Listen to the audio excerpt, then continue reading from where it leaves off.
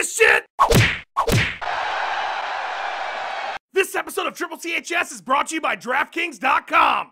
Listen up, everybody. I just wanted to come on here and deliver a message to my peers. Every one of yous motherfuckers is trying to be me. Every one of yous. You wanna talk like me, you wanna walk like me, you wanna make cash like me. You want 2 fucking belts like me. Everybody trying to make fucking super fights now. The only super fight that exists has the phrase versus Conor McGregor at the end of it. Otherwise, there ain't no fucking super fight. Stipe versus Conor, Floyd versus Conor, LeBron versus Conor, Bill Murray versus Conor. Throw any other name into the mix and you don't have a money fight, you don't have a super fight, you got nothing but a fucking basic ass prelim fight. Nobody gives a shite about the prelims but the fighters' mums. I see all these UFC champions saying, I want to win 2 belts, I want to fight for another belt, I want the money fights. The problem is you're not the fucking money. Because if you were the money, you'd already be the fucking money. The money comes through me and only me. If nobody gives a shit about you and nobody gives a shit about your opponent, putting the twos of you together don't make people give a shit. They give 2 less shits than they did before. They give negative shits. You want to carry 2 belts? Guess what, motherfuckers? They stripped me of one of mine while I was taking my post-fight piss. You think they're gonna let you hold 2 belts? You've made $14.50 in lunch money for them over the last decade. Fuck off with your 2 belts. And fuck off with your money fights. Become the money and then you get the money fight anytime you step in a cage.